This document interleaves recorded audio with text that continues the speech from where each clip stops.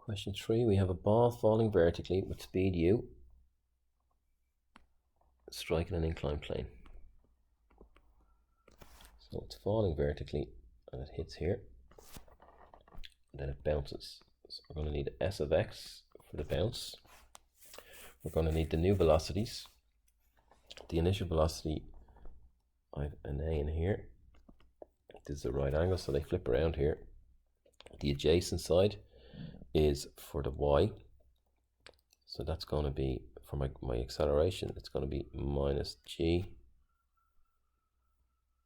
cos a. For the j, it's going to be, sorry, for the I, that was the j, it's going to be u sine a, and that will help me create my initial vector as well. My initial vector is going to be u sine a in the I direction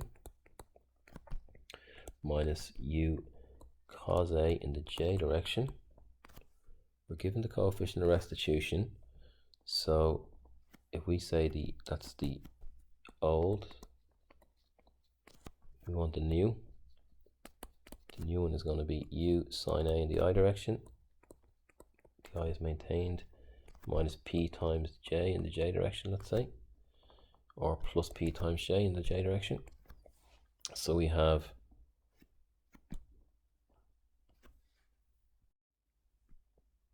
new, the old is equal to minus e, so p over minus u cos a is equal to minus 1 over 4. 4p is equal to u cos a, so my new j is u cos a over 4. So I need the time taken to get to here when s of y is equal to 0. So let's say s of y is equal to 0, so I'm going to get u cos a over 4 times t minus a half at squared, or plus a half at squared. My a is g cos alpha times t squared, and is this equal to 0. If I multiply by 4, I get u cos alpha times t minus 2g cos alpha times t squared is equal to 0. Factor out my t, I get u cos alpha minus 2g cos alpha times t equals 0. So my initial time is equal to 0, or u cos alpha is equal to 2g cos alpha over t, 2g cos alpha, divide by and get t. So the time taken for the first bounce to get to the next, or from impact to first bounce, is u over 2g. So s of x now. The distance traveled when time is equal to this is u sine alpha, ut, u over 2g, plus a half at squared, so plus a half times acceleration, which was u sine alpha, by t squared, which is u squared over 4g. So I'm going to get u squared sine alpha over 2g,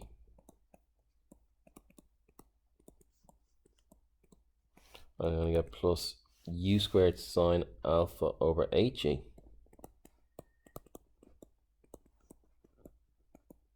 So if I put them both over 8g, I'd have to multiply top and bottom by 4 here.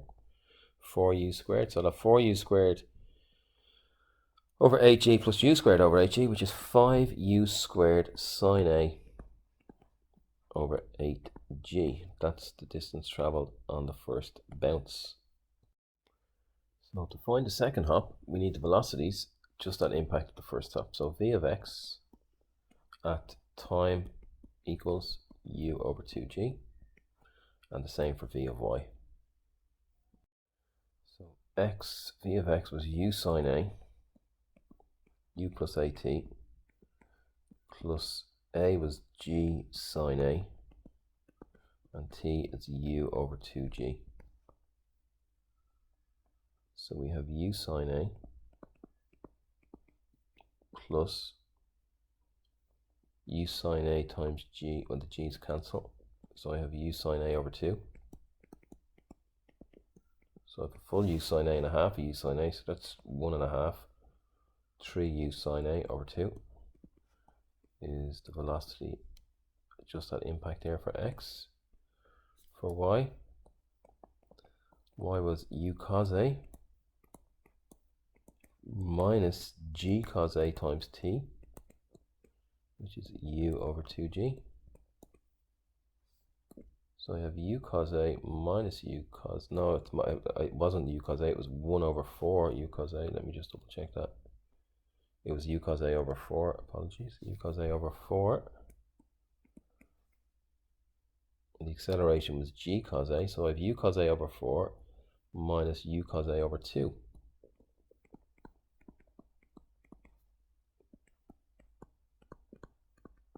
So that's 1/4 minus 1/2, which is minus 1/4 minus u cos a over 4. So these are my velocities at impact. So my new velocities, this guy is going to be 1/4 or minus 1/4 times minus u cos a over 4. Just a quick way of doing the coefficient of restitution instead of new over old. Equals minus e over 4. So that's going to give u cos a over 16. Is going to be my new velocity in the j direction. So when is s of y equal to 0 for the second hop?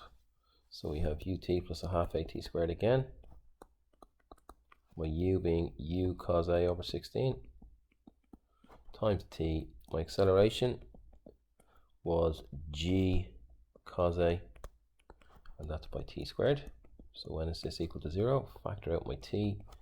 I get u cos a over 16 minus g cos a times t over 2. G cos a times t over 2. Factor my t out. My initial time is 0.